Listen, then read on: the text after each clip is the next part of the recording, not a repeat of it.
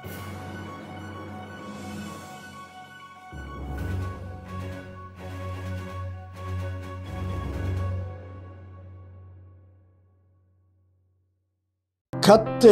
நல்லவர், கர்த்தர் நல்லவர், கர்த்தர் நல்லவர். கிறிஸ்துவுக்குள் அருமையானவர்களே, இந்த அருமையான நேரத்திலே ஆண்டவருடைய சன்னிதானத்திலே நாம் இந்த ஆப்பின் மூலமாக ஆண்டவரை நேசித்து ஜாயின் பண்ணி இருக்கிறோம்.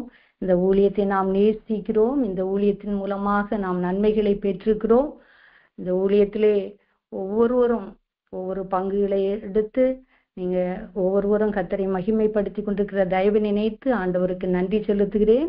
இந்த நேரத்திலே கர்த்தர் நம்மோடு பேச வேண்டும். பேசுகிற அடியாளை மறைத்து கர்த்தர் வெளிப்படும்படியாய் நாம் யாவரும் இருக்கிற இடத்திலே ஒரு நிமிஷம் தலைகளை தாழ்த்தி நாம் ஜெபிப்போம். அன்பு தகப்பனே, ஆசீர்வாதமான இந்த நல்ல இரவு நேரத்தை கர்த்தர் எங்களுக்கு தந்திருக்கிறீரப்பா. இயேசுப்பா, எத்தனையோ பேருக்கு இப்படிப்பட்ட வாய்ப்புகள் இல்லப்பா, விரும்பினாலும் கிடைக்கல ஆண்டவரே. ஆனா இலவசமாக ஆண்டவரே எங்களுக்கு ஒவ்வொரு நாளும் எங்களுக்கு வீடு தேடி செய்தி காலையிலும் இரவிலும் ஆண்டவரே நீ தந்து கொண்டிருக்கிற தயவிற்காக ஸ்தோத்திரம் அப்பா, ஸ்தோத்திரம். எல்லாரையும் எங்களை இணைச்சு ஆண்டவருடைய நாமத்தை மகிமைப்படுத்த ஒவ்வொரு நாளும் ஆண்டவரே நீர் உதவுகிறீரே, உமக்கு நன்றி செலுத்துகிறோம். இந்த நேரத்திலும் எங்களை தாழ்த்தி அர்ப்பணிக்கிறோம்ப்பா. நீங்க பேசுங்கப்பா. நீங்க பேசாம இருந்தா எங்களால ஒண்ணும் செய்ய முடியாது. எங்களுக்கு இந்த நேரம் அர்த்தமற்றதாக போய்விடும். ஆண்டவரே, அடிமையை தாழ்த்துகிறேன் அப்பா. ஆண்டவரே, நீங்க பேசுங்கப்பா, பேசுங்க. எல்லாருக்கும் தேவையான செய்தியாக கர்த்தர் மாற்றி தாருங்கப்பா. ஸ்தோத்திரம். கர்த்தருடைய வார்த்தை ஆண்டவரே அது எங்கள் செவிகளிலே ஆண்டவரே வந்து எட்டும்போது அது ஆண்டவரே எங்கள் ஆத்துமாவுக்கும் அது பலனை தருகிறதா நம்ம எட்டும் அப்பா. ஸ்தோத்திரம் ஆண்டவரே, ஸ்தோத்திரம், ஸ்தோத்திரம். நீங்க பேசுங்க, நாங்கள் கேட்கிறோம், எங்களை தாழ்த்துகிறோம். இயேசுவின் நாமத்தில் பிதாவே, ஆமென், ஆமென்.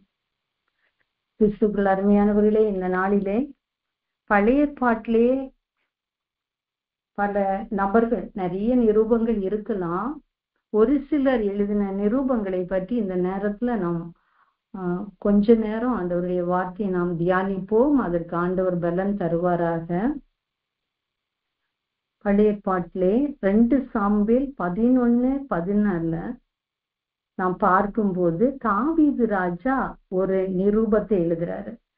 பழைய ஏற்பாட்டுல நிருபம் மீன்ஸ் லெட்டர். நம்ம புதிய ஏற்பாட்டுல பரிசுத்த பவுலை பற்றி நம்ம படிக்கிறோம் இல்லையா? பரிசுத்த பவுல் திருச்சபைகளை திடப்படுத்துறதற்காக, அவரோடு சேர்ந்த பிரதரன் எல்லாரையும் திடப்படுத்துவதற்காக, தனி நபர்களை திடப்படுத்தி அவர்களை ஆண்டவருக்குள்ளால நடத்துறதுக்காக, திருச்சபைகளுக்காக நிறைய நிரூபங்கள் அவர் எழுதி இருக்கிறாரு. அது பவுலின் நிரூபங்கள். நம்ம இன்னைக்கு பார்க்க போறது பழைய ஏற்பாட்டுல என்னென்ன நிரூபம், யார் யார் எழுதுனது, அது எதை பற்றி எழுதுனாங்க, அந்த நிரூபங்கள்னால என்ன எஃபெக்ட், அதை பத்தி நம்ம கொஞ்சம் ஆராய்வோம் வேதத்தின் வெளிச்சத்தினூடாக. 2 சாமுவேல் 11:14 நம்ம பார்க்கும்போது, காலமே தாவீது யோவாபுக்கு ஒரு நிரூபத்தை எழுதி உரியாவின் கையில் கொடுத்து அனுப்பினான். அந்த நிரூபத்துல அடுத்த வசனத்துல என்ன எழுதியிருக்கான்னா, அந்த நிரூபத்திலே மும்முரமாய் நடக்கிற போர் முகத்திலே நீங்கள் உரியாவை நிறுத்தி அவன் வெட்டுண்டு சாகும்படிக்கு அவனை விட்டு பின்வாங்குங்கள் என்று எழுதியிருந்தார். இந்த சம்பவம் நம்ம எல்லாருக்கும் தெரியும். என்ன லெட்டர் எழுதுறான், எதை மறைக்கிறதுக்காக எழுதுறான், இந்த விஷயம் ஏன் நடந்ததுன்னு நம்ம இந்த அதிகாரம் முழுசு நம்ம பார்க்கும்போது ராஜாக்கள் யுத்தத்திற்கு புறப்படுகிற அந்த ஒரு காலமா இருக்குது. இந்த 11 அதிகாரம் 1ஆம் வசனத்துல இருந்து பார்க்கும்போது, ஆனா ராஜாக்கள் யுத்தத்திற்கு புறப்படும் காலம் வந்த போது இவன் என்ன செய்யல, யுத்தத்திற்கு போகல. மற்ற ராஜாக்கள் போறாங்க. 2வது வசனத்துல சாயங்காலத்தில் தாவீது தன் படுக்கையிலிருந்து எழும்புகிறான். 2வது இவனோட மிஸ்டேக்கு, சாயங்காலம் ஒரு ராஜா கண்ணும் கருத்துமா தேசத்தை பார்க்க வேண்டியவன், ஆண்டவருடைய இருதயத்துக்கு ஏற்ற ராஜாவாக தான் அவன் இருந்தான். ஆனா இந்த அதிகாரத்தில் இருந்து நம்ம பார்க்கும்போது அவன் செய்த மகா பெரிய தப்பு அவனுடைய வீட்டிலே பயங்கர ஒரு சாபத்தை கொண்டு வந்துச்சு. அவன் தப்பு செய்தான், ஓகே, யுத்தத்துக்கு போகல, அது ஒரு மிஸ்டேக். ரெண்டாவது, சாயங்காலம் வர படுக்கையில தூங்கிட்டு இருந்து எங்க போறான்னா மேல மாடிக்கு போய் உபரிக்கின் மேல அவன் உலாவும் போதுதான் அங்க ஜன்னல் வழியா அந்த பத்சேபால பாக்குறான், உரியாவோட மனைவி. ஓகே, அவளை அவன் எடுத்துட்டான். ஆனா இப்போ அவ இவனால கர்ப்பவதியானதும் அதை மறைக்கிறதுக்காக அவன் பல யுக்திகளை கையாடுகிறான். ஃபர்ஸ்ட் என்ன செய்யறான், நல்ல உச்சிதமான பொருட்களை எல்லாம் உரியாவோட வீட்டுக்கு அனுப்புறான். அனுப்பிட்டு நீ இன்னைக்கு வீட்டுக்கு போன்னு சொல்றான். அவன் போகல. இந்த ராஜாவுக்காக இவருடைய மிலிட்ரி, அதாவது சேனைகளோட இவன் தங்கி இருக்கிறான். அடுத்தது என்ன செய்யறான், அவன் போகலன்னு தெரிஞ்சதும் நல்ல குடிக்க வாங்கி கொடுக்குறான். செகண்ட் பாவம், அவன் குடிச்ச பிறகும் அப்படி குடி குத்தியில வீட்டுக்கு போயிடுவான். அப்போ தாவீது ராஜா செய்த பாவத்தை மறைக்கலான்னு யோசிக்கிறான். அதுலயும் எதுவும் நடக்கல. சோ இப்ப என்ன செய்யறான், ஒரே வழி, யுத்தம் நடக்குது. இந்த யுத்தத்துல மும்முரமா நடக்கிற இடத்துல உரியாவை விட்டு அவனோட சாப்டரையே முடிச்சிருங்கன்னு சொல்லிட்டு இவன் நிரூபை எழுதி அனுப்புறான். யார்கிட்ட கொடுக்குறான், இதே உரியா ஏழை போர் வீரனிட்ட கொடுத்து அனுப்புறான்.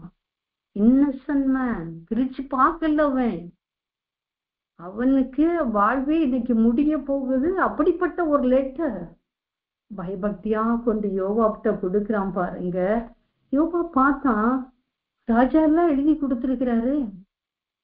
மும்முரமா நடக்கிற போர் முகத்துல இவனை ஃப்ரெண்டுல நிப்பாட்டுனா பகைவர்கள் அடிக்கிற வேலை இவனோட வாழ்க்கை முடிஞ்சிரும். அப்படியே அவன் செய்துட்டான். அவன் வெட்டுண்டு சாகும்படிக்கு அவனை பின்வாங்குங்க. எவ்வளவு ஒரு பெரிய தப்பு. எப்படிப்பட்ட லெட்டர் எழுதுறான்.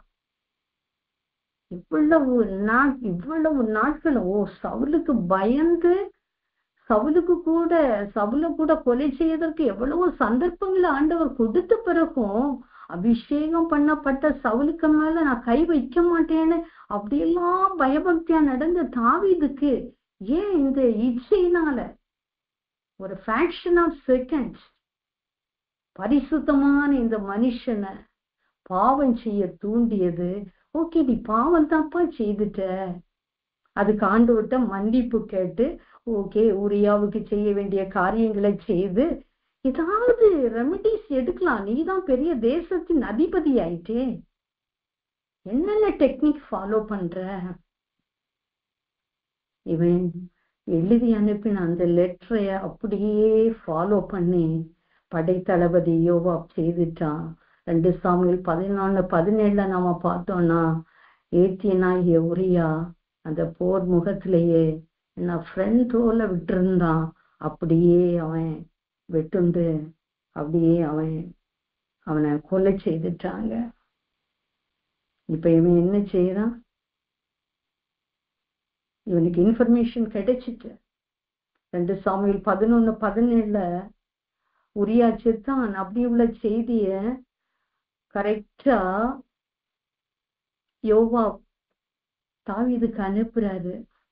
துக்க நாட்கள் போகுது. 2 சாமுவேல் 11:27 நம்ம பார்க்கும்போது துக்க நாட்கள் சென்று பின்பு அவன் என்ன செய்யறான்னா அந்த பத்சேபால இவன் வீட்டுக்கு எடுக்கிறான் தாவீது ராஜா.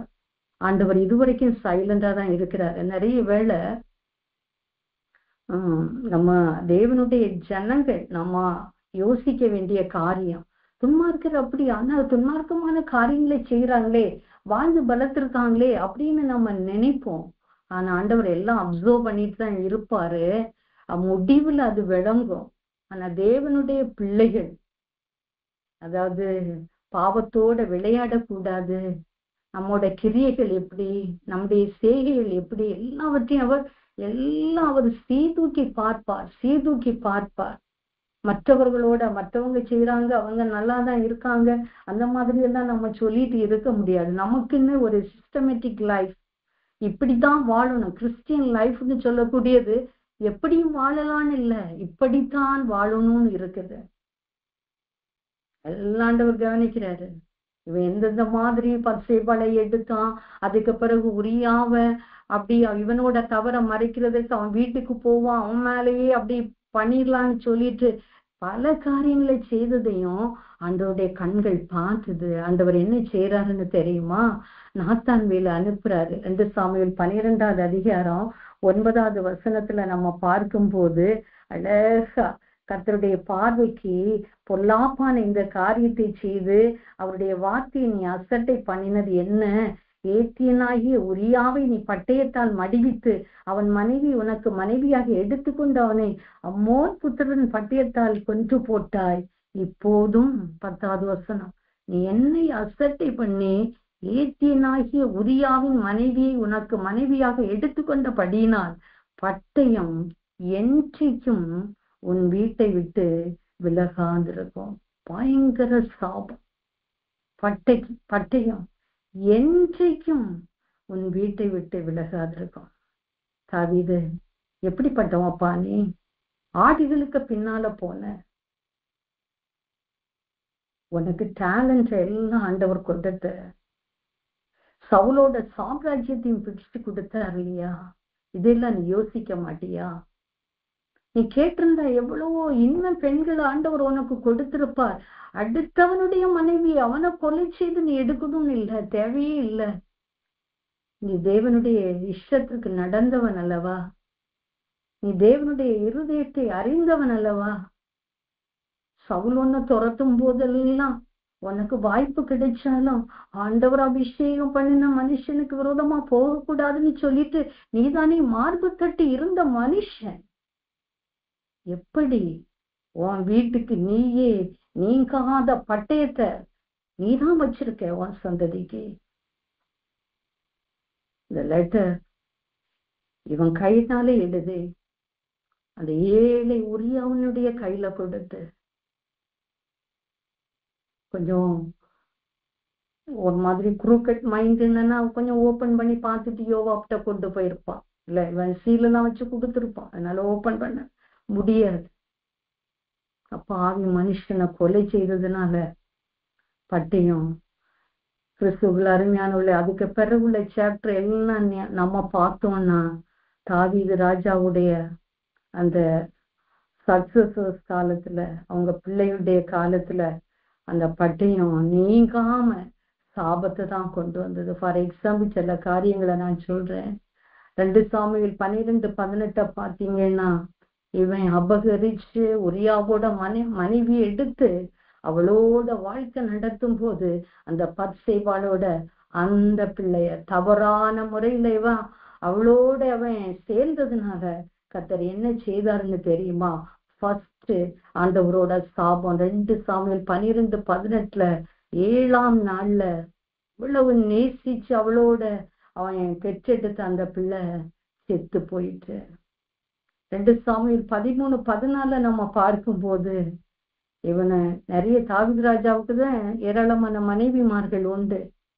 அம்னோன் அவன் ஒரு சன், தாமார் அப்சலோமோட சகோதரி, அவ ஒரு மகள். ஆனா இந்த அம்னோன் என்னன்னா சுகம் இல்லாதது மாதிரி படுத்து, ஏன்னா தன்னுடைய தங்கை தாமாரையை நேசிக்கிறான். இல்லீகல் ரிலேஷன்ஷிப்ல அப்புறமா அவன் செயல்படுறான். தாமார வீட்டுக்கு வரவழைச்சு அவ கையினாலே அவனுக்கு பதார்த்தம் ப்ரிப்பேர் பண்ணி சாப்பிடணும்னு கேட்டு தாவீது ராஜா அதுக்கு அக்செப்ட் பண்ணாரு. இவனோட அவன் கெட்ட காரியம் நடத்துவான்னு தெரியாது. அப்படியே அந்த மகளை அப்சலோமோட தங்கைய அப்படியே அனுப்பினாரு. ஆனா அம்னோன் தாமார என்ன செய்யறான்னா கற்பழிக்கிறான். அடுத்த பட்டயம், நீங்காத பட்டயம். தன்னுடைய ஓன் சன், தன்னுடைய ஓன் டாட்டரை கற்பழிக்கிறான். அது மாத்திரமா, அப்சலோம் தன்னுடைய தகப்பன் மறுமண மாட்டியல் 10 பேரை அப்படியே என்னன்னா ஆண்டவர் சொல்லுவாரு, நீ உரியாவின் மனைவிய நீ எப்படி ஒளிச்சு நீ எடுத்து நீ அவளை கெடுத்துட்ட. ஆனா உன் ஒய்ஃப் எல்லாரையும் அப்சலோம் என்ன செய்யறானுன்னா வெளிச்சத்திலேயே அவங்களை எல்லாம் கெடுத்துட்டான்.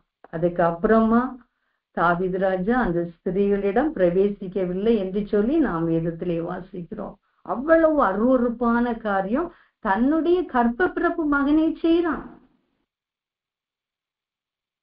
ஓகே, அடுத்த விஷயம் 2 சாமுவேல் 13:28 நம்ம பார்க்கும்போது அப்சலோமோட சகோதரி தாமார சகோதரன் அம்னோன் கெடுத்ததுனால அவன் ஒரு ஃபங்க்ஷன் வச்சுட்டு அம்னோனை என்ன செய்யறான்னா நல்லா குடிக்க கொடுத்துட்டு அவன் அடிங்கன்னு சொல்லும் போது அவன் அடிச்சு கொலை செய்யுங்கன்னு சொல்லிட்டு அவன் மனிதர்களை செட்டப் பண்ணி வச்சிருந்தான்.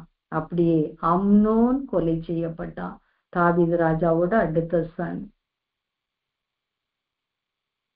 அடுத்தது இதே அப்சலோம் தன்னுடைய ஓன் தகப்பனுக்கு விரோதமாக அவன் ராஜ்ய பாரத்தை பிடுங்கணும்னு சொல்லிட்டு அவன் செயல்படுறான். இப்போ அப்சலோமோடு இருந்த அவனோட ஜனங்களுக்கும் தாவீதோட இருந்த ஜனங்களுக்கும் நடுவுல வார் நடக்குது.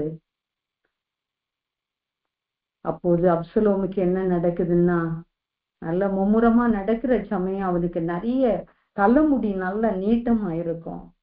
இந்த அப்சலோமோட குதிரை சன்னல் பின்னலா அப்படி அது செயல்பட்டதுனால அந்த அப்சலோம் கர்வாலி மரத்துல அவனோட அந்த ஹேர் எல்லாம் அப்படியே மாட்டிட்டதுனால தொங்கி கொண்டிருந்தான். அப்ப என்ன செய்யறாங்கன்னா யோவாபோட சேர்ந்து தாவீதுக்காக ஃபைட் பண்ண 10 பேர் அவனை சூழ்ந்து என்ன செய்யறாங்கன்னா அடித்து கொன்று போடுறாங்க. கிறிஸ்துக்கள் அருமையானவர்களே, ஒரே ஒரு தப்பு தான் செய்தாரு தாவீது ராஜா, வேற எந்த தப்பும் செய்யல. அதுக்கு முன்னால் நம்ம அவரோட வாழ்க்கை சரித்திரத்தை பார்க்கும் போதும் இதன் பிறகு இந்த 2 சாமுவேல் 11 அதிகாரத்துக்கு பிறகு உள்ள காரியங்களையும் தாவீது ராஜா எந்த தப்புமே செய்யல. ஆண்டவருக்கு பிரியமான மனுஷன், ஆண்டவருடைய இருதயத்துக்கு ஏற்ற மனுஷனாதான் இருக்கிறாரு. பயபக்தியா அந்த சங்கீதங்கள்ல எல்லாம் ஆண்டவரை எவ்வளவு பிரைஸ் பண்ணி ஆண்டவர் செய்த நன்மைகளை எல்லாம் அவர் சங்கீதங்களா அவர் பாடி இருக்கிறாரு. கர்த்தருக்கு பிரியமான மகன்தான், மனுஷன்தான். அவர் ஆண்டவர் ராஜாவாக உயர்த்தினார். ஆனா இது ஒரே ஒரு பாவம், இச்சையினால வந்த இந்த பாவத்தினால அவன் வீட்டுக்கு என்ன எவ்வளவு எவ்வளவு அதாவது நமக்கு சகிக்க முடியாத காரியங்கள் எல்லாம் அவன் ஓன் சன்ஸ் அண்ட் டாட்டர்ஸுக்கே நடந்திருக்கு. பிள்ளைகள் இம்மாறலா நடக்கிறதுக்கு, கொலையாளிகளா மாறுறதுக்கு, தகப்பனுக்கு விரோதமா வர்றதுக்கு இந்த ஒரு பாவம். ஏத்தியனாகிய உரியாவ அவன் கொலை செய்து அந்த 10 வாளை எடுத்ததுனால அந்த பட்டினம் நீங்கவே இல்லை. என்ன லெட்டர் எழுதியிருக்கா தாவீதே, நீ ஆண்டவர்கிட்ட கேட்டா இதை விட அழகான எவ்வளவோ பெண்களை ஆண்டவர் உனக்கு கொடுத்திருப்பார். ஒரு பெண்ணை எடுப்பதற்காக உன் குடும்பத்திற்கே சாபத்தை சேர்த்து வைத்திருக்கிறாய். அதுக்கப்புறம் மனம் கசந்து அழுத பிறகும் அது சாபமா தானே இருந்தது. பழைய ஏற்பாட்டுல நாம் கிருபையின் காலத்திலேயே நாம் வாழ்ந்து கொண்டிருக்கிறோம்.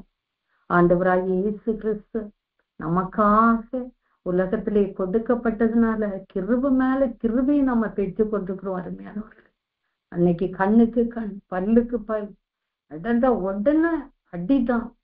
அது ஊழியக்காரங்களோட பிள்ளைன்னாலும் அப்படிதான், சாதாரணமானவங்களோட பிள்ளைன்னாலும் அப்படிதான், தீர்க்கதரிசிகளோட பிள்ளைகள்னாலும் அப்படிதான், பிரியமான ராஜாக்கள்னாலும் அவர்களும் அந்த பாவத்தை அந்த நாட்கள்ல இம்மீடியட் ஆக்ஷன் தான் எல்லாத்துக்குமே ஆண்டவர் எடுத்தது.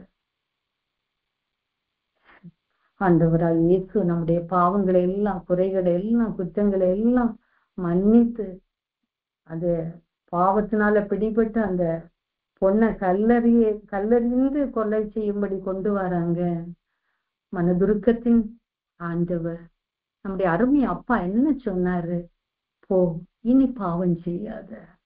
ஆண்டவருடைய வார்த்தை வரும்போது, கர்த்தர் நம்மோடு பேசும்போது, கர்த்தர் நமக்குள்ளே வாசம் பண்ணும்போது, அருவருப்பான காரியங்களோ பொல்லாத காரியங்களுக்கோ நம்ம கொஞ்சமும் நம்ம மைண்ட கூட செலுத்தக்கூடாது. இதெல்லாம் எச்சரிப்பின் வார்த்தைகளாக வேதத்திலே எல்லாம் நல்லது செய்தா நல்லதை செய்ததா எழுதி வச்சிருக்காங்க.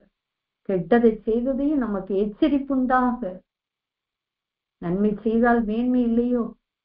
பூமியெங்கு உலாவுகிற கர்த்தருடைய கண்கள் பார்க்கும். ஒளிப்பிடத்திலே தாவீது ராஜா செய்தான். ஆனா அப்சலோமோ பட்ட பகல்ல தப்பு செய்தான். ஓன் மகன். எவ்வளவு பெரிய அருவருப்பு இவன் செய்த ஒரு பாவத்தின் நிமித்தமாக. ரெண்டாவது ஒரு லெட்டர் நம்ம பார்க்கிறோம்.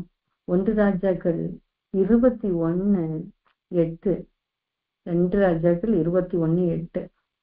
அவள் ஆகாவின் பெயரால் நிருபங்களை எழுதி அவன் முத்திரையை அவைகளுக்கு போட்டு அந்த நிருபங்களை நாபோத் இருக்கும் பட்டணத்தில் அவனோட குடியிருக்கிற மூப்பரிடத்துக்கும் பெரியோரிடத்துக்கும் அனுப்பினாள். அந்த நிருபங்களில் அவள் எழுதினது என்னவென்றால், நீங்கள் உபவாசம் என்று பிரசித்தப்படுத்தி நாபோத்தை ஜனத்தின் முன் நிறுத்தி தேவனே ராஜாவையும் தூஷித்தா என்று அவன் மேல் சாட்சி சொல்லுகிற பேலியாரின் மக்களாகி 2 பேரை அவனுக்கு எதிராக நிறுத்தி அவனை வெளியே கொண்டு போய் அவன் சாகும்படிக்கு அவனை கல்லெறியுங்கள் என்று எழுதினாள். இவ ராஜாவின் பெயரால ஆகாபோட பெயராலேயே இவளை எழுதி ஆகாபோடைய முத்திர மோதிரத்தினால அழகா லெட்டரை சென்ட் பண்ணிட்டா. எதுக்காக? நாபோத்தோட திராட்சை தோட்டம் இவங்களோட பேலஸ் பக்கத்துல இருக்குது. அந்த தோட்டத்தை எடுக்கிறதுக்காக கேட்டு பார்த்தாங்க, குடுக்கல. சோ ஆகாப் என்ன செய்யறான்? அவன் துக்கமா படுத்திருக்கிறான்.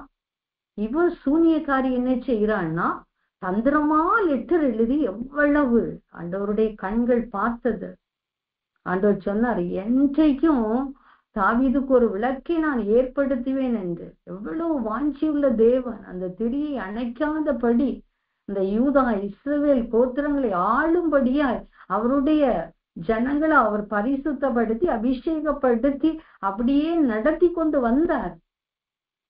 ஆண்டவருக்கும் பொறுக்க முடியாத காரியங்களை தான் செய்தாங்க ராஜாக்கள். அருவருப்பானதை செய்தாங்க, செய்யத்தகாதவைகளை செய்தாங்க. ஆகா, சந்ததி சந்ததி சந்ததியா சந்ததிகள் நன்மையை அடைவதற்காக நல்லதை செய்திருக்கணும். ஒரு ராஜா அல்லவா, எத்தனையோ ஏரியால போய் என்னதெல்லாமோ அவன் வாங்கலாம் இல்ல. ஆனா அந்த ஏழை ஒரு நாபோத்து, அவனுக்கு இருக்கிறதே அந்த ஒரு சின்ன தோட்டம், அதை எடுப்பதற்காக பொய்யும் புறட்டும் எழுதி என்ன அவன் ராஜாவையும்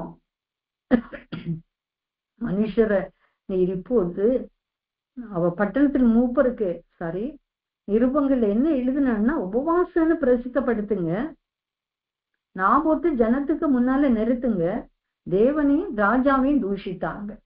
எப்படிப்பட்ட லெட்டர் எழுதுனா? எல்லா காரியங்களையும் முடிச்சுட்டாங்க. இவ எழுதுனது படியே அந்த பட்டணத்து மூப்பர் செய்தாங்க.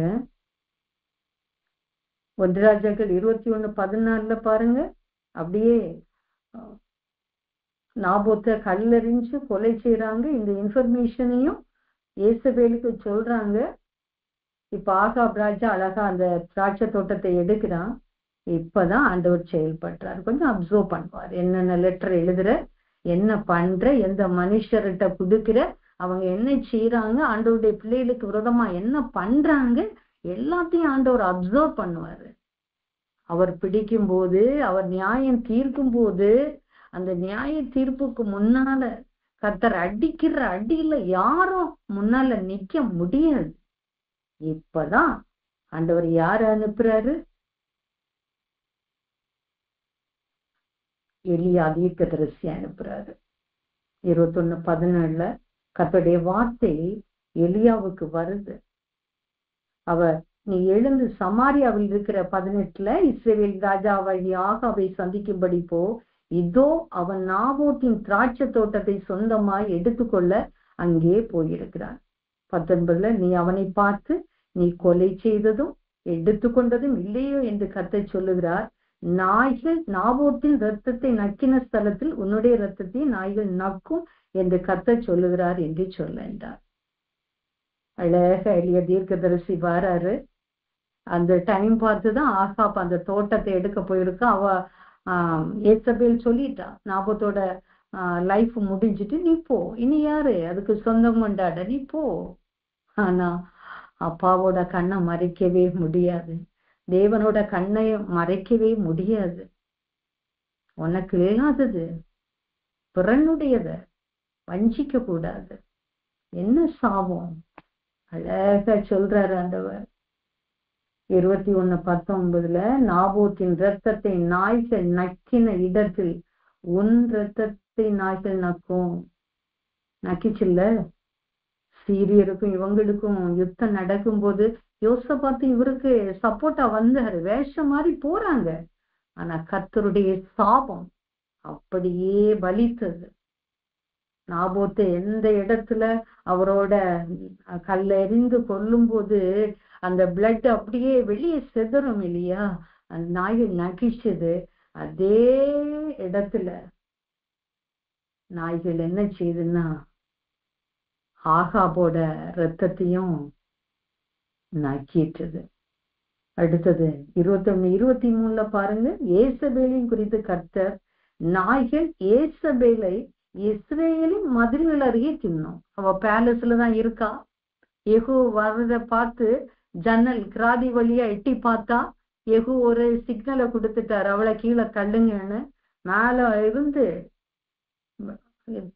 அந்த ஃப்ளோர்ல இருந்து கீழே அவளை தள்ளி போடு வேட என்ன செய்ததுன்னா அந்த மதில்கள் மேல அவளோட பாடி விழுந்து அப்படியே எந்த இடத்துல நாபோத்தோட ரத்தம் சிந்தப்பட்டதோ அதே இடத்துல என்ன ஆகுதுன்னா ஏசபேலோட உடம்பு செதறுது. அங்க நாபோத்தோட ரத்தம் தான் நாய்கள் நக்கிச்சது. இங்க என்னன்னா இவளோட பாடியையே நாய்கள் சாப்பிட்டது. எவ்வளவு சாபம். 21-24 அடுத்த சாபம். ஆகாபின் சந்ததியில் பட்டணத்தில் சாகிறவனை நாய்களும் வெளியிலே சாகிறவனை ஆகாயத்து பறவைகளும் தின்னும் என்றார். அழகா அவ்வளவு சாபம் ஆகாபுக்கு, ஏசபேலுக்கு, சந்ததிகளை என்ன செய்யுமா? ஆகாபின் சந்ததியில பட்டணத்துல சாகுறவன், பட்டணத்துக்குள்ள எவனாவது செத்தா நாய்கள் சாப்பிடும். வெளியில சாப்பிட்றவனை நல்லடக்கம் செய்யறதில்ல, ஆகாயத்து பறவைகள் தான் தின்னும். இது ஆண்டவர் எலியா தீர்க்கதரிசி மூலமாக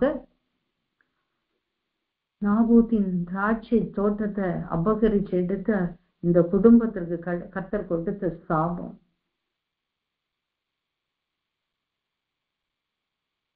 கிறிஸ்துவுக்குள் அருமையானவர்களே, எவ்வளவு பயங்கரமான சாபம்னு பாருங்க. அதுக்கு பிறகு நம்ம வார்த்தைகளை வசனங்களை நம்ம படிக்கும் போது ஆகாபோட ஜெனரேஷன் யாருமே நல்லபடியா ரூல் பண்றதில்ல. எல்லாரோட முடிவும் பரிதாபமான முடிவாக தான் இருந்தது. ஒரு அம்மா தவறாக ஒரு ஏழையுடைய சொத்தை எடுப்பதற்காக எழுதின அந்த நிருபம், அந்த லெட்டர் பெரிய விளைவுகளை கொண்டு வந்து சந்ததிகளையும் அழிவுக்கு நீராக இவளுடைய பாவம், இவள் செய்த பொல்லாத காரியம் அந்த சந்ததியிலே யாரும் ஆழ முடியாதபடி, ஆளுகிறவர்கள் இல்லாதபடி அந்த சாம்ராஜ்யமே ஃபியூச்சர்ல இவங்க கையில இருந்து போகும்படியாக ஆண்டவர் அந்த காரியத்தை செய்தார். எச்சரிப்போடு இந்த வசனங்களை நாம் படிக்கும் போது இவ்வளவு பெரிய பொல்லாப்பு, இவ்வளவு பெரிய பாவம் ஏன் நடந்தது, எதற்காக இது நடக்கணும்? ஆண்டவருடைய வெளிச்சத்திலே நடக்கும் போது, கர்த்தருடைய வார்த்தைகளுக்கு நடுங்கும் போது பொல்லாத காரியங்களில் இருந்து விடுபட முடியும். இப்படிப்பட்ட பிறருடைய பொருட்களை எடுக்க வேண்டும் அல்லது பிறருடைய காரியங்களிலே கொஞ்சம் கிடைத்தா நல்லது, அப்படிப்பட்ட சிந்தையே வராமல் கர்த்தர் ஒவ்வொருவரையும் பாதுகாக்க வேண்டும். ஆண்டவருடைய பிள்ளைகள் இப்படிப்பட்ட காரியங்கள் இல்லாதபடி பரிசுத்த வாழ்க்கை வாழ்ந்து ஜெனரேஷனுக்கு சாபமில்லாத காரியங்களை பின்வைத்து போக வேண்டும். ஏசாயா 37:14 இங்க ஒரு நிருபம். அசீரியா ராஜா சனகரிப்பு எழுதுறாரு. எசேக்கியா ஸ்தானாபதிகள் அந்த நிருபத்தை கொண்டு வராங்க. அந்த நிருபத்தில் என்னன்னா, தேவனையும் எசேக்கியா ராஜாவையும் தூஷித்து அவன் சொல்லி அனுப்பின வார்த்தைகள் அழக அதுல கொடுக்கப்பட்டிருக்கிறது. ஏசாயா 37:14. எசேக்கியா ஸ்தானாபதிகள்கிட்ட இருந்த அந்த கையில இந்த நிருபத்தை வாங்கி வாசிக்கிறான். அப்படியே அவன் ஆலயத்துக்கு தான் போறான். ஆண்டவருக்கு முன்பாக அதை விரித்து 37:17 கர்த்தாவே உமது செவியை சாய்த்து கேளும், கர்த்தாவே உமது கண்களை திறந்து பாரும், சனகரிப் ஜீவனுள்ள தேவனை நிந்திக்கும் படிக்க சொல்லி அனுப்பின வார்த்தைகளை கேளும். இது யாரு? சனகரிப்பு எழுதினது. அசீரிய ராஜா சனகரிப்பு எழுதின லெட்டர். தேவனை தூஷிச்சு எழுதி இருக்கிறான். எசேக்கியா ராஜாவையும் தூஷிச்சு எழுதி இருக்கிறான். அந்த நிருபந்தான். ஆண்டவர் அதையும் பார்க்கிறாரு. தேவனுக்கு பிரியமான ராஜா தான் எசேக்கியா ராஜா. தன்னுடைய மகனுக்கு விரோதமாக இந்த சனகரி அசீரியர்களை சேர்த்து யுத்தம் பண்ணான்னு அவன் பிளான் பண்றான். ஆனா அவனுடைய ஆலோசனைக்கு ஆண்டவர் ஒப்பு கொடுக்கல. ஆண்டவர் ஏசாயா தீர்க்கதரிசி மூலமாக இந்த எசேக்கியாவை தட்டி கொடுக்கிறாரு. நீ பயப்படுகிற மாதிரி நடக்காதுப்பா. ஏன்னா ஆண்டவருடைய கண்கள் பார்க்கிறது, நல்லோரையும் தீயோரையும் பார்க்கிறது, எல்லாவற்றையும் அவர் வகையறுத்து பார்க்கிறார். எதுக்கு எந்த இன்டென்ஷனோட பண்றான்னு சொல்லிட்டு என்ன எஃபெக்ட் நடந்துன்னு தெரியுமா? அவர் தேவாலயத்துக்கு போய் அழுதுட்டு அந்த லெட்டரை விரிச்சு வச்சு வாசிக்கிறாரு. இங்க ஆண்டவருடைய பொல்லாப்பு இவனுடைய தேசத்துல நடக்குது. ஏசாயா 37:36 நம்ம வாசிக்கும் போது, அப்பொழுது கர்த்தருடைய தூதன் புறப்பட்டு அசீரியரின் பாளையத்துல ஒரே ஒரு தூதன் 1,85,000 பேர். எப்படி நடந்தது? அந்த அழுகையின் ஜெபம். கர்த்தருக்கு பிரியமான மனுஷனா இருக்கும்போது, பிரியமான குடும்பமா இருக்கும்போது, அந்த இருதயத்திலிருந்து வருகிறதான அந்த அழுகை கர்த்தருடைய சமூகத்திலே போய் எட்டியது. பொல்லாப்பு பொல்லாத காரியம் செய்கிற காரியங்களிலிருந்து ஆண்டவர் தப்புவிக்க செய்வார். கர்த்தரை நோக்கி பார்க்கும் போது, அதற்கு உகந்தவர்களாக நாம் இருக்கும்போது உனக்கு விரோதமாக உருவாக்கப்படும் எந்த ஆயுதமும் வாய்க்காதே போம் என்று சொல்லி ஆண்டவர் பாதுகாப்பார். சரி, 1,85,000 பேரை ஒரே தூதன் கொலை செய்தாச்சு இல்ல? எல்லாரும் செத்த பிரேதங்களா கிடக்குறாங்க. அது மட்டுமா? 37-38 நம்ம பார்க்கும்போது இவன் இந்த காரியங்களை எல்லாம் பார்த்துட்டு எப்படி இந்த காரியம் நடந்துன்னா அஸ்டானிஷ் ஆகியிருப்பான். அவன் உடனே எங்க போறான்? தன்னுடைய உயிருக்காவது பாதுகாப்பு வேணும்னு ஏசாயா 37-38 வாசிக்கும் போது அவன் தன் தேவனாகிய இஸ்ரோகின் கோவிலே பணிந்து கொள்ளுகிற போது அவன் குமாரராகிய அத்ரமலேக்கும் சரேத் சேரும் அவனை பட்டயத்தினால் வெட்டி போட்டு அரராத் தேசத்துக்கு தப்பி ஓடி போனார்கள். இவனோட நிரூபம் எள்ளி நகையாடி எழுதியிருந்தான். அசீரிய ராஜாவை யாராவது தடுத்தது உண்டா? அவர்களுக்கு முன்னால நிக்க முடியுமா? ஏசாயா உங்களை வஞ்சிக்காதபடி பாருங்கள், அப்படி எல்லாம் கூவி கத்தி சொல்றாங்க. அது தவிர சம்பவம் அது நல்ல இருதயத்துல ஊன்றி போகணும்னு சொல்லிட்டு அது தவிர நிரூபத்தையும் எழுதி அனுப்புறான். ஆண்டவர் என்ன இங்க அந்த நிரூபத்தோட எஃபெக்ட் என்னன்னா, அப்படியே அவனுடைய இராணுவத்திலேயே 1,85,000 பேர் இப்ப இல்ல. இவனோட சொந்த மகன்களே இவனை பட்டயத்தால வெட்டி போட்டு அரா தேசத்துக்கு தப்பி ஓடிட்டாங்க. அவங்களுக்கு தெரியும் இவன் ஆண்டவருக்கு விரோதமா செய்துட்டா, இவனாலதான் இந்த பொல்லாப்பு வந்தது. தேவையில்லாம எதுக்கு எசேக்கியாவுக்கு விரோதமா போகணும்னு சொல்லிட்டு ஓன் சன்ஸ் அவனோட சாப்டரையும் அப்படி முடிவுக்கு கொண்டு வந்தாங்க. ஆண்டவருடைய பிள்ளைகளுக்கு விரோதமாக, கர்த்தரை சார்ந்திருக்கிற பிள்ளைகளுக்கு விரோதமாக யாராவது ஏதாவது எந்த காரியங்களாவது இப்படிப்பட்ட விரோதமான செயல்களை செய்தால் அவர்களுக்கும் இப்படிப்பட்ட காரியங்கள் தான். நம்ம ஒண்ணுமே செய்ய வேண்டாம். எங்க எசேக்கியா ஒண்ணுமே செய்யல. அவர் போனது தேவாலயத்துல, அவர் விரித்தது இவன் தூஷணமா எழுதின லெட்டரை விரிச்சு நீங்க பாத்துக்கிடுங்க. எனக்கு பலன் இல்லை, எனக்கு இருக்கிறது தெய்வ புயம்தான், அவனோடு இருக்கிறது மாம்ச புயம் நிறைய இருக்கு. ஆனா அந்த தெய்வ புயத்துக்கு முன்னால மாம்ச புயம் ஒண்ணுமே ஒர்க் அவுட் ஆகாது. கர்த்தர் எசேக்கியாவுக்கு அந்த நாள்ல ஒரு பெரிய ரட்சிப்பை கொடுத்தார். லெட்டர் எழுதினவனோட சாப்டரே அந்த நாளோட அவனோட கதையே அப்படி முடிஞ்சிட்டுது. அடுத்த ஒரு லெட்டர் எழுதின மனுஷனை நம்ம பார்க்க போறோம். யெகூ எழுதினது 2 ராஜாக்கள் 10வது அதிகாரம் 1வது வசனத்துல, ஆகாபுக்கு சமாரியாவுல 70 குமாரர் இருந்தபடியால் யெகூ சமாரியாவில் இருக்கிற இஸ்ரேலின் பிரபுக்களாகிய மூப்பரிடத்துக்கும் ஆகாபுடைய பிள்ளைகளை வளர்க்கிறவரிடத்துக்கும் நிருபங்களை எழுதி அனுப்பினான். இப்போ ஏசபேலோட இது வாழ்க்கை முடிஞ்சது, ஆகாபோட முடிஞ்சு. ஆனா ராஜகுமாரர்கள் 70 பேர் இருக்காங்க. ஆனா இவன் சமாரியால இருக்கிற மூப்பருக்கு ஒரு லெட்டர் எழுதி அனுப்புறான். என்ன பண்றான்னா 10:3 வாசிக்கிறோம், இந்த நிருபம் உங்களிடத்தில் வரும்போது நீங்கள் உங்கள் ஆண்டவனுடைய குமாரரில் உத்தமும் செம்மையுமா இருக்கிறவனை பார்த்து அவனை அவன் தகப்பனுடைய சிங்காசனத்தின் மேல் வைத்து உங்கள் ஆண்டவனுடைய குடும்பத்துக்காக யுத்தம் பண்ணுங்கள் என்று எழுதியிருந்தானா. இவன் என்னன்னா, ஆக்சுவலா இவன் இவனோட ஆண்டவரே எலியா தீர்க்கதரிசி மூலமா சொல்லிட்டாரு, விடுபட்டவங்களை எல்லாம் யெகூ கிளியர் பண்ணிடுவான். அதனால எலியாவிட்ட தான் சொன்னாரு, யெகூவ ஆசைகள் எல்லாம் நீ தான் அபிஷேகம் பண்ணணும்னு. ஆனா எலியா அபிஷேகம் பண்ணல. அதுக்கு பிறகு வந்த ஊழியக்காரர் எலிசா யெகூவ ராஜாவா அபிஷேகம் பண்ணிட்டார். அந்த டாஸ்க் ஆண்டவர் அன்னைக்கே எலியாட்டையே சொல்லிட்டாரு.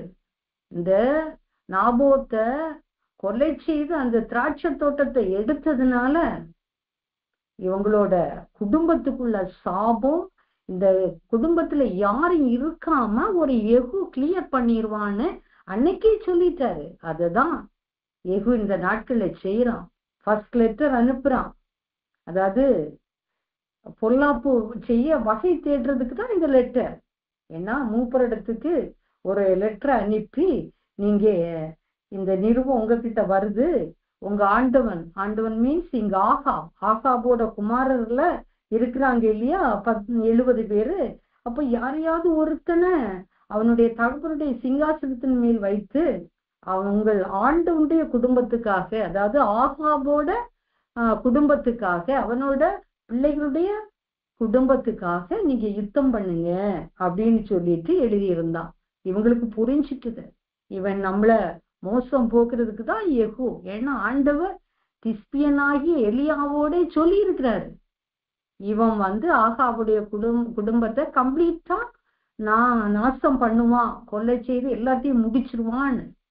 அதனால அவங்க பயந்து என்ன பண்றாங்கன்னா 2 ராஜாக்கள் 10:5 நாங்கள் உமது அடியார்கள், யாரு ஆகாபோட சந்ததியோட இந்த பிரபுக்கள் என்ன சொல்றாங்கன்னா, இப்ப யெகூ பக்கம் சாஞ்சிட்டாங்க, நாங்கள் உமது அடியார்கள், நீர் எங்களுக்கு சொல்வதையெல்லாம் செய்வோம், நாங்கள் ஒருவரையும் ராஜாவாக்குவதில்லை, உமது பார்வைக்கு சம்மதியானதை செய்யும் என்று யெகூவுக்கு அவங்க சொல்லி அனுப்புனாங்க. உடனே செகண்ட் லெட்டர் வருது 2 ராஜாக்கள் 10:6 என்ன லெட்டர்? அப்பொழுது அவன் அவர்களுக்கு 2ஆம் நிருபத்தை எழுதுறான். ஃபர்ஸ்ட் எழுதி ஜஸ்ட் தூண்டில் போடுறது போல போட்டா மூப்பர்கள் உஷாராயிட்டாங்க. இப்ப செகண்ட் லெட்டர் எழுதுறான் 2 ராஜாக்கள் 10:6 அப்பொழுது அவன் அவர்களுக்கு 2ஆம் நிருபத்தை எழுதினான். நீங்கள் என் பட்சத்தில் சேர்ந்து என் சொல்லை கேட்பீர்களானால் உங்கள் ஆண்டவனுடைய குமாரரின் தலைகளை நாளை இந்த நேரத்துல இஸ்ரேலுக்கு என்னிடத்தில் கொண்டு வாருங்கள்னு எழுதி இருந்துதான் அந்த லெட்டர்ல. ஏன்னா 70 பேர் இருக்காங்களே, ஸோ அந்த 70 பேருக்கு தலையை நீங்க கொண்டு வாங்க, நல்ல இஸ்ரேலே கொண்டு வாங்க, நாங்க இருக்கேன்னு செகண்ட் லெட்டர் எழுதி அனுப்புறான். 2 ராஜாக்கள் 10:7 வாசிக்கிறோம். இந்த நிருபம் அவங்க கிட்ட வந்த போது அவர்கள் ராஜாவின் குமாரராகிய 70 பேரையும் பிடிச்சிட்டாங்க. பேலஸ்ல இருந்து 70 பேரையும் பிடிச்சு அவங்களோட தலையை அப்படியே வெட்டி என்ன செய்யறாங்க, யெகூ கேட்டது மாதிரி இஸ்ரேலுக்கு அனுப்புறாங்க. எவ்வளவு சாபம் பாவம்னு பாருங்க. ஒரு ஏசபேல் செய்த காரணத்தினால ஆண்டவருக்கு வேதனை என்னன்னா, இந்த ஏசபேலுக்கு வார்த்தையை கேட்டு தன்னை யாகாப் விட்டு போட்டுட்டானே அப்படின்னு எலியாட்ட கூட ஆண்டவர் சொல்லுவார். ஆனா தன்னை அந்த டைம்ல தாழ்த்தினதுனால ஓகே, இவன் காலத்துல வேண்டாம், சந்ததிகளையும் அவளையும் அழிக்கிறதுக்கு ஒரு காலம் ஆண்டவர் வச்சிருந்தாரு. அந்த காலம் இந்த காலம், யெகூ வாழ்ந்த அந்த காலம், யெகூ ராஜாவாகிற அந்த காலத்துல ஆகாபோட குடும்பம் முழுதையும் ஆண்டவர் அழித்து விட்டார், சங்கரித்து விட்டார். 2 ராஜாக்கள் 10:10 பாருங்க. அதனால் கர்த்தர் ஆகாபின் குடும்பத்தாருக்கு விரோதமாய் சொன்ன கர்த்தருடைய வார்த்தைகளில் ஒன்றும் தரையில் விழவில்லை என்பதை அறிந்து கொள்ளுங்கள். கர்த்தர் தம்முடைய ஊழியக்காரனாகிய எலியாவை கொண்டு சொன்னதை செய்தார் என்றார். யார் இந்த ஸ்டேட்மெண்ட் சொல்றதுன்னா, யெகூவே சொல்றான். கர்த்தர் எலியாட்ட என்ன சொன்னாரோ அதுல ஒரு வார்த்தையும் தவறல. காலங்கள் தாண்டியது, நாட்கள் போச்சுது, ஆனா அந்த சந்ததிய விசாரிக்கிற காலம் வந்த போது ஒண்ணு கூட அவருடைய வார்த்தை தவறல. 3ஆம் 4ஆம் தலைமுறை வரைக்கும் விசாரிப்பேன் என்று சொன்ன கர்த்தர் அவர் விசாரித்தார். ஆகாபோட ஏசபேலோட சந்ததி அத்தனை பேரும் கொலை செய்யப்பட்டாங்க. ஆகாப் குடும்பத்துல 2 ராஜாக்கள் 10:11 மீதியானவர்கள் எல்லா மந்திரிமார்கள், அவர்களை சேர்ந்த மனுஷர்கள், ஆசாரியர்கள் எல்லாரும் கொலை செய்யப்பட்டாங்க. அது யெகூவே தான் கொலை செய்தான். அந்த தீமைய அப்படியே அவன் அகற்றி விட்டான். தீமை செய்ய விரைந்தோடின அவளுடைய விரைந்து செயல்பட்ட அந்த கரங்களினாலே எழுதப்பட்ட அந்த நிருபம் போய் சேர்ந்ததுனால ஒரு அப்பாவி மனுஷனுடைய அந்த இரத்தம் பூமியில் இருந்து கூப்பிடுகிறது. கர்த்தருடைய சமூகத்துல எட்டுனதுனால அது ஆகாப் குடும்பத்திற்கு பெரிய சாபமாக மாறிவிட்டது. அடுத்தது அருமையானவர்களே, நல்ல ஒரு நிருபத்தை நம்ம பார்க்க போறோம். 2 ராஜாக்கள் 5வது அதிகாரம் 5வது வசனம். அப்பொழுது சீரியாவின் ராஜா, நல்லது, போகலாம், இஸ்ரவேலின் ராஜாவுக்கு நிருபம் தருகிறேன் என்றான். அப்படியே அவன் தன் கையிலே 10 தாலந்து வெள்ளியையும் 6000 சேக்கல் நிறை பொன்னையும் 10 மாற்று வஸ்திரங்களையும் எடுத்துக்கொண்டு போய் இஸ்ரவேலின் ராஜாவிடத்தில் அந்த நிருபத்தை கொடுத்தான். அதிலே, இந்த நிருபத்தை உம்மிடத்தில் என் ஊழியக்காரனாகிய நாகமான் கொண்டு வருவான். நீர் அவன் குஷ்டரோகத்தை நீக்கிவிட அவனை உம்மிடத்தில் அனுப்பியிருக்கிறேன் என்று எழுதியிருந்தது. இது யாருன்னா, சீரியாவின் ராஜா இஸ்ரவேலின் ராஜாவுக்கு எழுதின நிருபம். ஆக்சுவலா இங்க என்ன நடக்குதுன்னா, சீரிய ராஜாவின் படைத்தலைவனாகிய நாகமானுக்கு குஷ்டரோகம். அப்போ 5வது அதிகாரம் 2வது வசனத்துல சீரியாவிலிருந்து தண்டுகள் புறப்பட்டு இஸ்ரவேல் தேசத்தில் இருந்த மனிதர்களை, பிள்ளைகளை எல்லாம் பிடிச்சிட்டு வந்தாங்க.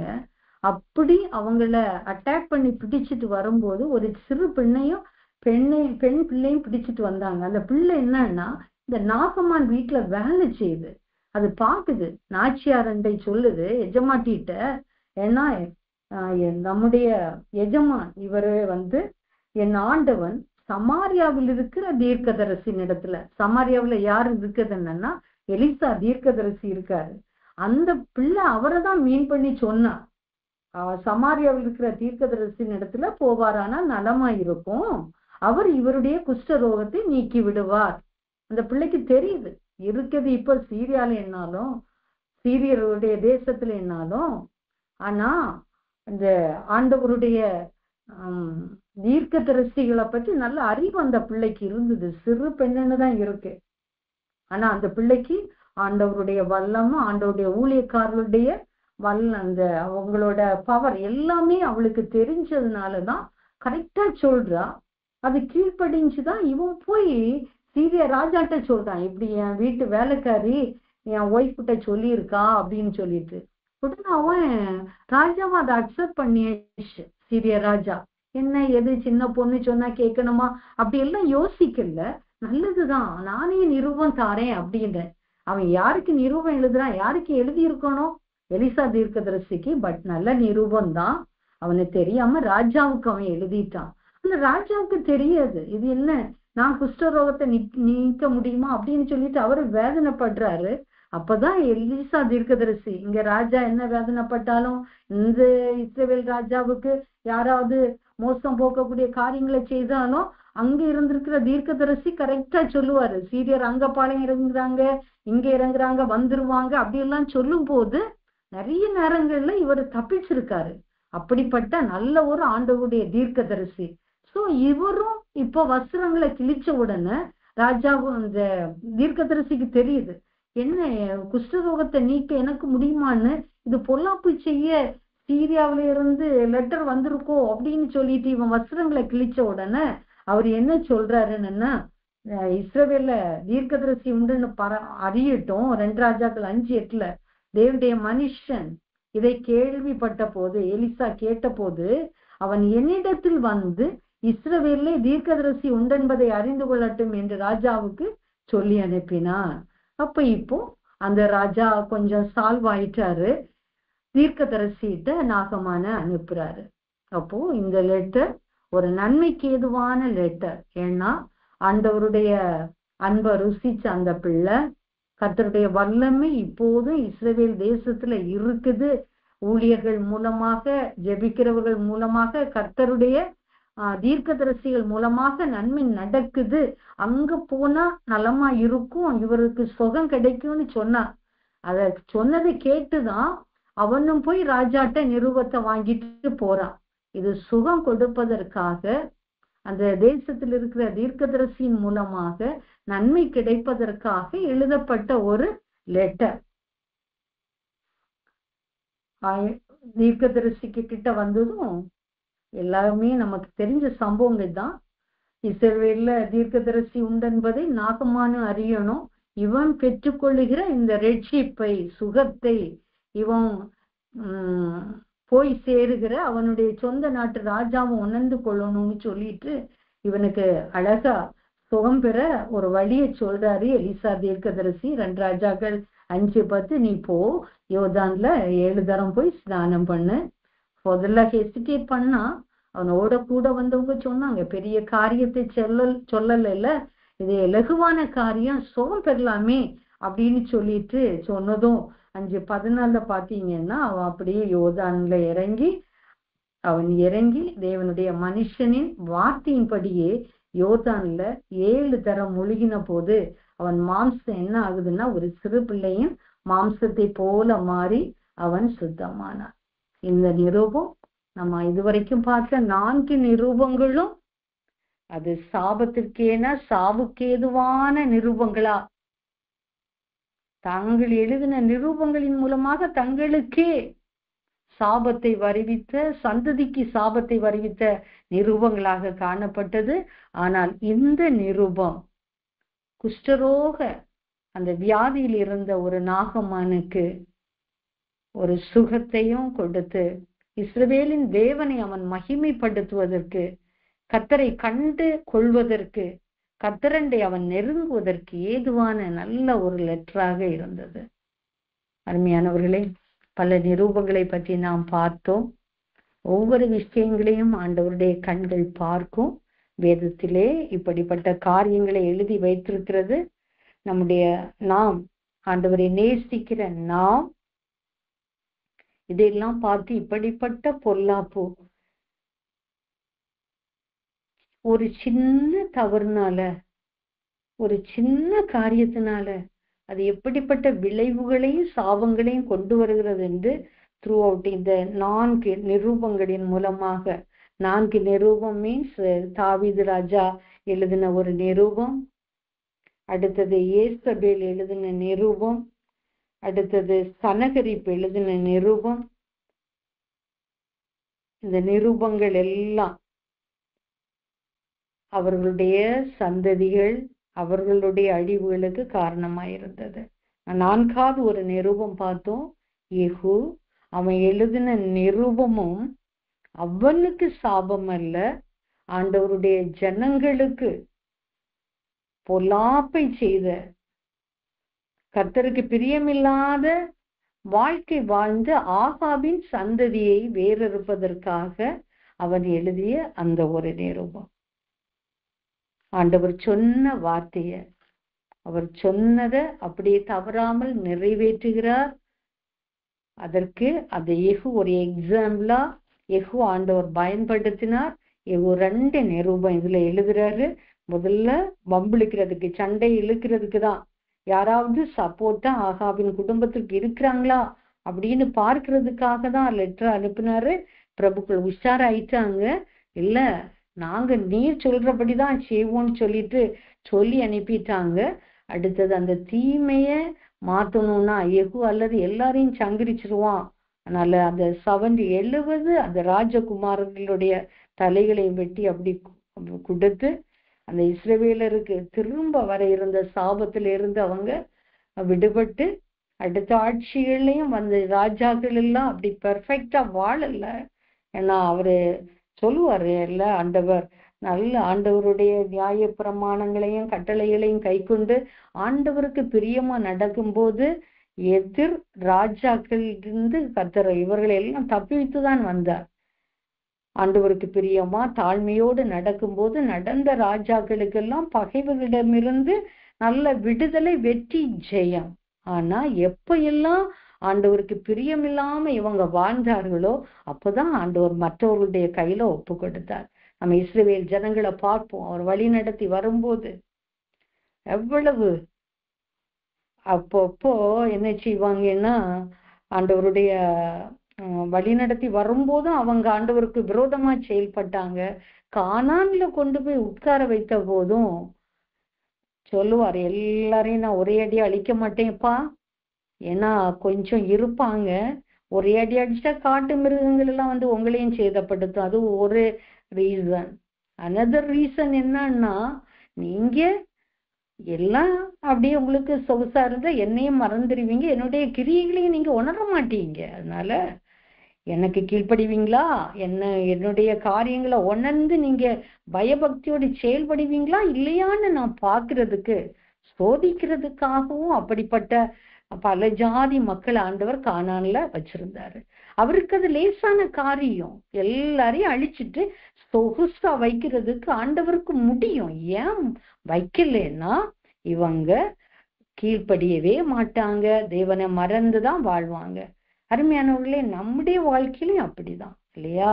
ஏன்னா ஏன் நம்ம ஆண்டவர் அழகா சீஷர்கிட்ட சொல்லுவாரு, என்னை பின்பற்றுகிறவன் தன்னைத்தான் வெறுத்து தன் சிலுவை எடுத்துக்கொண்டு அனுதினமும் என்னை பின்பற்ற கடவன்.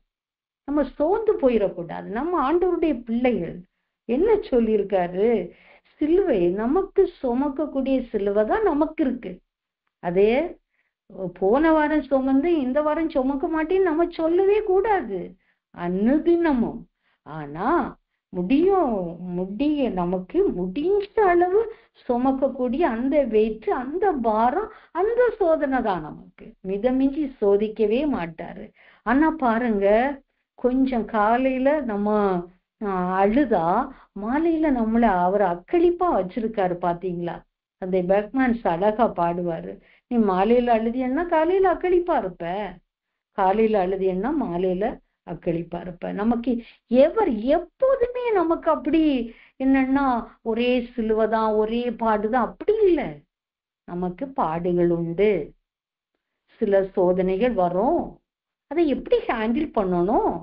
அவருக்கு சமூகத்தை நமக்கு தந்திருக்காருல்ல, அவருடைய வார்த்தையை தந்திருக்கிறாரு இல்லையா, முழங்கால் தந்திருக்கிறாரு இல்லையா, கொஞ்ச நேரம் ஸ்தோத்திரம் பண்ணி கொஞ்ச நேரம் அப்பாவுடைய அந்த சிலுவை காட்சிய நம்ம முன்னால கொண்டு வருவோம் பாருங்க. நம்ம பாடுகள் எல்லாம் அப்படியே ஒண்ணுமே இல்லைன்னு போகும். அதனால சிறையிருப்பிலிருந்து விடுதலை அழகா இந்த 27ஆம் தேதி வரைக்கும் நம்ம வசனங்களை ஜபங்களை பகலா கேட்டுக்கொண்டே இருக்கிறோம். நம்ம பேர் பெற்றவர்கள். ஏன்னா ஒரு டே தொடங்கும் போது காலையில கர்த்தருடைய சமூகத்தில இருந்து நல்லா போராடி ஜெபிக்கிறோம். என்ன போராட்டம்? சில ஆசை, ஆண்டவருடைய ஒரு வார்த்தை இருக்குல்ல, கிறிஸ்தவர்கள் தங்கள் ஆசை இச்சைகளை சிலுவையில் அறைந்திருக்கிறார்கள். ஒரு சின்ன இச்சை வரும்போது, இங்க ஒருவேளை நம்ம தாவீது ராஜாவுக்கு இச்சை அது வேற வேற வரும் இல்லையா? அதுல கொஞ்சம் கூட கிடைச்சா வேண்டாம். எது தேவையோ அது கர்த்தர் தருவாரு. ஆண்டவரே உமக்கு சித்தமான பிளெஸிங்ஸ், ஆண்டவரே உமக்கு சித்தமான காரியம் அப்பா நடக்கட்டும். ஆண்டவர் மிதமிஞ்சி சோதிக்கிறவர் அல்ல, சோதனையோ தாங்கக்கூடிய கிருபையை தருவார். என்ன அப்போஸ்தலனாகிய பவுல் சொல்லுவார்ல, இது இதை என்னை விட்டு நீங்கும்படி 3 தரம் கேட்டுட்டேன். No reply. என்ன ரிப்ளை? இது இருக்கட்டு, இந்த பாடு இருக்கட்டு, ஆனா ஏன் கிருபை உனக்கு போதும்பா. அருமையானவர்களே, நம்ம ஒவ்வொரு நாளும் சொல்ல வேண்டிய, இசப்பா எங்க வாழ்க்கையில, எங்க பிள்ளைகளுடைய வாழ்க்கையில, எங்க குடும்பத்துல, எங்க உற்றார் உறவினர்கள் சார்ந்தவர்கள், இந்த இயேசுவின் வல்லமை ஊழிய ஃபேமிலியில என்ன நடந்தாலும் நாங்க உங்களை ஸ்தோத்திரம் பண்றதுக்கு ஏதுவா நடக்கட்டும், உங்களை நாங்க தேங்க் பண்றதா நடக்கட்டும் அப்படின்னு சொல்லிட்டு நீ கர்த்தர் கற்றுத்தந்த காரியங்கள், ஆசை இச்சைகள் சிலுவையில தான் அறையப்பட வேண்டும். அடுத்தவனுடைய மனைவி எடுப்பதற்காக எழுதின நிருபத்தினால தன்னுடைய வீட்டிற்கு என்றைக்கும் நீங்காத பட்டயம். எவ்வளவு பெரிய கஷ்டமான வார்த்தைன்னு பாருங்க. நாத்தான் வேலை விட்டு ஆண்டவர் சொன்ன வார்த்தை. அதுக்கு பிறகுள்ள சாப்டர்ஸ் எல்லாம் நம்ம படிக்கும் போது ஐயோ ரொம்ப மோசமா போயிட்டு இருக்கோம். இருதயத்துக்கு ஏற்ற ஒரு தாவீதே, உன்னுடைய லைஃப்லயா, உன் சந்ததியிலையா இந்த காரியம் எல்லாம் நடக்குது? இவ்வளவு விசேஷித்தமானவனாக உன் ஃபேமிலியிலே எல்லாரையும் அவாய்ட் பண்ணிட்டு உன்னை அபிஷேகம் பண்ணி உனக்கு தைல குப்பி எடுத்து வார்த்து ஒரு சாமுவேல் உன்னை சவுலுக்கு பிறகு ராஜா ஆகணும்னு ஒரு பெரிய பர்பஸோட, ஒரு பெரிய ஃபியூச்சர், ஒரு நல்ல ஒரு ஹோப்போட கர்த்தருக்கு பிரியமானவன் நான் இருப்பேன் ஆண்டவர் செய்தாரே. உன் வீட்லையா இந்த சாபம்? ஒரு பெரிய ஆகாப், இஸ்ரவேலின் ராஜா, எவ்வளவு பெரிய எவ்வளவு காரியங்கள் எல்லாம் நீ வச்சிருப்ப. ஆஃப்டர் ஆல் ஒரு பொம்பளையோட வார்த்தையை கேட்டு அவ்வளவு லெட்டர் எழுத வச்சு, சரி எப்படி வந்தது? அதுக்கு நீ கேட்டு ஏதாவது பரிகாரம் செய்தியா? இல்ல, அவ இன்டிமேஷன் சொன்னது ஓடி போய் நீ அந்த தோட்டத்தை எடுக்க போனே இல்ல. அப்பதான் ஆண்டவர் உன்னோட ரியாக்ஷனை ஆண்டவர் பார்த்துட்டு இருந்தார். என்ன நீ செய்யற? ஒருவேளை உனக்கு தெரியாம தான் அவர் லெட்டர் எழுதி இந்த காரியங்கள் எல்லாம் செய்தாலும் நீ தேவ சமூகத்திலே போக வேண்டியவன் அல்லவா? உன்னை இஸ்ரவேலின் ராஜாவாக கர்த்தர் வைத்திருக்கிறாரு. எதற்காக? கர்த்தர் எந்த காரியத்தையா செய்து தந்தார்? நியாயப்பிரமாணங்கள் என்ன சொல்லுகிறது? நியாயாதிபதிகள் என்ன கற்றுக் கொடுத்தார்கள்? தீர்க்கதரிசிகள் என்ன சொல்லிக் கொடுத்தார்கள்? ஒண்ணுமே உனக்கு ஏறலையா? விழுந்து கிடக்க வேண்டியவன், அதை நீ நாளத்தினையா திருப்பி செலுத்த வேண்டியவன். செய்யல. அத உன் வீட்டு கீரை கொள்ளையாக்கிட்ட உன் சந்ததி 1 டேல 70 ராஜகுமாரர்களோட கதி என்ன? பாவம், சாபம் வீட்டு வாசற்படியில தான் படுத்திருக்கு. சனகரி தெரியல, ஆண்டவரோட விளையாடுறான். எசேக்கியா ராஜாவுடைய தேவனுடைய மனுஷன். சனகரிப்புக்கு தெரியல. எதுக்குனாலும் அழுது போய் தேவ சமூகத்துல இருக்கிறவன் எசேக்கியா. தேவனோட நல்ல ஒரு லிங்க், ஒரு கனெக்ஷன் வச்சிருந்த எசேக்கியாவை தெரியாதபடி நல்லா பிளே பண்ணுனா. லெட்டர் எழுதி பார்த்தா அப்படியே யூத பாஷையில கத்தி அவனோட மனிதர்களை விட்டு எசேக்கியாவை மோசமா ஜனங்கள் நினைப்பதற்கு கத்தி அப்படி சொல்ல அனுப்புன. இப்ப என்ன நடந்தது? எசேக்கியா அவனுக்கு பதில் செய்ய வேண்டிய தேவையில்லை. தேவனுடைய சமூகத்தில் இருக்கிற ஒரு தூதன் போதும். தேவனுடைய பிள்ளைக்கு விரோதமாக நீ கொக்கரிக்கிற வார்த்தைகளுக்கு முடிவு உண்டாக. நீயும் தப்ப மாட்டாய். உன்னை கொல்லுவதற்காக உன் கற்ப பிறப்பின் குமாரர்களே உனக்கு இருந்தார்கள்.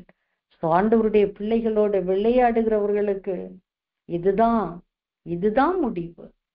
கர்த்தரை நேசிக்கிற, கர்த்தருக்கு பயந்து எதுனால அள்ளதான் தெரியும், எதிர்த்து நிற்க முடியல, மாம்ச புயம் இல்ல, தேவன்தான் கதி. எவ்வளவு பெரிய ரட்சிப்பு! கடைசியா நல்ல ஒரு நிருபம். என்னுடைய தேசத்திலிருந்து குஷ்டரோகத்தினால பாதிக்கப்பட்ட ஒரு நாகமான் வருகிறான். அவனை சுகப்படுத்தணும். வேளை அவன் ராஜாவுக்கு எழுதினதுனாலதான் ராஜாவோட நிலைமைகளை அறிந்து கொண்ட தீர்க்கதரிசி அவனை கூப்பிட்டு நல்ல ஒரு விடுதலையை கொடுத்து அனுப்புகிறார். கர்த்தருடைய சமூகத்திலிருந்து ஒரு ரட்சிப்பு. இப்படிப்பட்ட எல்லா சிறையிருப்பிலிருந்து, அதாவது நமக்காக தான் லேண்டே ஒழிய லேண்டுக்காக நம்ம கிடையாது. ஆசீர்வாதத்துக்காக நாம இல்ல, நமக்காக தான் ஆசீர்வாதம். எதற்கு நம்ம அடிமைப்பட்டு போக கூடாது. எதற்கு தேவையானதை கத்து தருவார், நலமானதை கத்து தருவார். கர்த்தருடைய சமூகத்திலே காத்திருக்கும் போது எந்த காரியங்களும் நம்மை அடிமைப்படுத்தாதபடி பேராசை இருக்கக்கூடாது. ஆண்டவரே, அதுக்காக கூட ஜெபம் பண்ணணும். ஆண்டவரே, என்ன காரியம் வேணுமோ அது வேணும் இது வேணும் இல்ல. நிறைவானவர் வரும்போது அவர் வந்தா போதும், சூழ்நிலைகள் எல்லாம் மாறும்.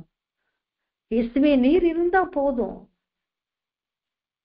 அவர் இருக்கிற இடத்துல சமாதானம் உண்டு. இப்படிப்பட்ட அருவருப்பான சிறையிருப்புகளுக்கெல்லாம், இந்த பாவங்கள், இந்த எல்லாம் அடிமைப்படுத்தி வைத்திருக்கிறதான எல்லா கட்டுகளில் இருந்தோம் தேவன் நம்மை விடுவிப்பார். ரட்சகரை மாத்திரம் நம்ம பார்த்து முன்னேறும்படி கர்த்தர் கிருபை செய்வாராக. வந்திருக்கிற ஒவ்வொருவரையும் கர்த்தர் ஆசீர்வதிப்பாராக. கர்த்தருடைய நாமம் மாத்திரம் மகிமைப்படட்டும். God bless you all. Thank you, sister. Thank you, sister. Thank you, sister. அருமையான கர்த்தருடைய வார்த்தையை பகிர்ந்து கொண்டவங்களை கர்த்தர் தாமே ஆசீர்வதிப்பாராக. Thank you so much. இந்த நாளிலும் அருமையான கர்த்தருடைய வார்த்தையை கொண்டு வந்ததான அருமையான சகோதரி, ஆண்டவராகிய இயேசு கிறிஸ்துவின் நாமத்தினாலும் இயேசுவின் வல்லமை ஊழியத்தின் சார்பாகவும் வாழ்த்தி நன்றிகளை சொல்லிக்கொள்கிறோம். இன்றைக்கு அந்த 4 விதமான நிருபங்களை குறித்து இந்த நாளிலே கேட்க கர்த்தர் கிருபை செய்தார். 3 நிருபங்கள் பயங்கரங்களை சந்ததியாருக்கு கொடுத்தது. ஆனால் 4வது நிருபமானது அது ரட்சிப்பின் நிருபமாக மாறினது.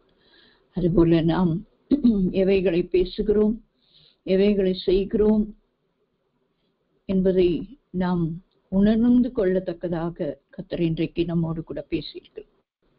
ஆகிய நம் கண்களை மூடி இந்த வேளையிலே இறுதி ஜெபத்தை ஏறெடுப்போம். கர்த்தர் நம்மை ஆசீர்வதிப்பாராக. அன்பின் நேசரே, இந்த நல்ல வேளைக்காய் உமக்கு நன்றி செலுத்துகிறோம்.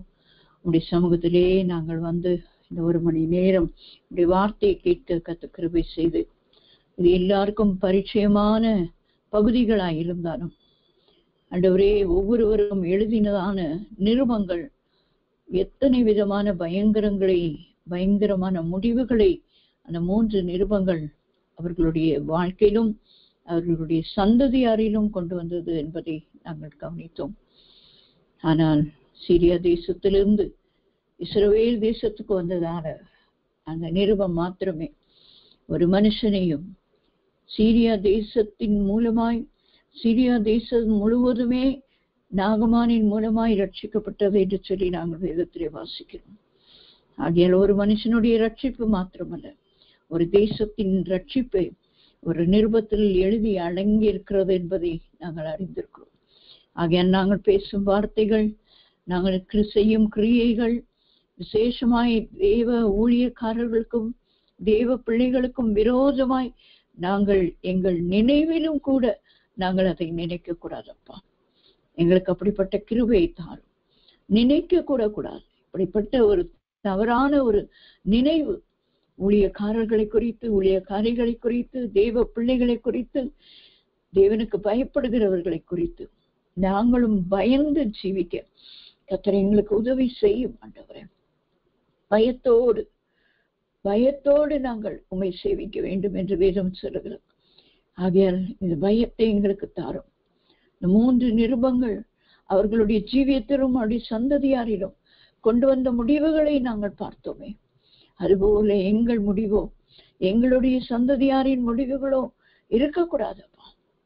நாங்கள் அதற்கு காரணமாய் இருக்கக்கூடாது.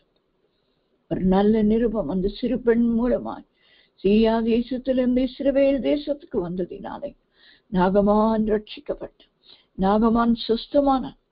இன்றைக்கு குஷ்டரோகிகளாய், பாவத்திலே குஷ்டரோகிகளாய் இருக்கிறவர்களை ரட்சிப்பின் அனுபவத்திற்குள்ளாய் கொண்டு வருவதற்கு மாத்திரமே கர்த்தர் எங்களை நீர் உபயோகப்படுத்தும்படியாக ஜெபிக்கிறோம். ஒருவரும் கெட்டு போவதற்கு அல்ல, நீர் வந்ததை இழந்து போனதை தேடவும் ரட்சிக்கவும். அதுபோல நாங்களும் ஆண்டவரே, இழந்து போய் ரட்சிப்பை இழந்திருக்கிற மக்களும் ரட்சிப்பை பெற்றுக்கொள்ளாத மக்களுக்காகவும் நாங்கள் அழுது புலம்பி அவர்களை மீட்பின் வழியிலே நடத்துகிறவர்களாய் மட்டுமே எங்கள் ஜீவியம், எங்கள் ஊழியம் இருக்கும்படியாக கர்த்தர் கிருபை செய்வீராக. நாளிலே கர்த்தருடைய வார்த்தை பகிர்ந்து கொண்ட அருமையான சகோதரியை கர்த்தர் நீர் ஆசீர்வதிப்பீராக.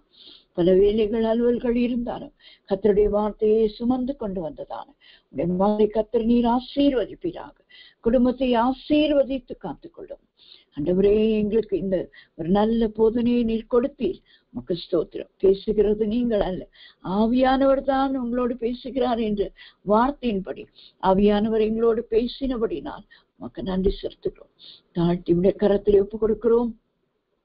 அதிகாலையிலே 4 மணி அந்த அதிகாலையில் போராட்ட சுபத்தில் எல்லாரும் வந்து கலந்து கொள்ள கர்த்தர் கிருபை செய்வீராக. புதுகருக்காய் குடும்பத்துக்காய் ஜெபிக்கிறோம். அவருடைய பிரயாணங்கள், அவருடைய காரியங்கள் எல்லாம் ஆசீர்வதியும். நாளை தினத்திலே காலையிலே தடையில்லாமல் வந்து ஊழியத்தை நிறைவேற்ற வானுக்கு நீர் கிருபை செய்வீராக. அந்த எங்கள் ஒவ்வொருவருக்கும் ஆண்டவரே இந்த நாளின் ஆசீர்வாதம் உண்டாவதாக. எங்களோடு பேசினீர், நாங்கள் அதற்கு கை கொண்டு நடக்க கிருபைத்தார்.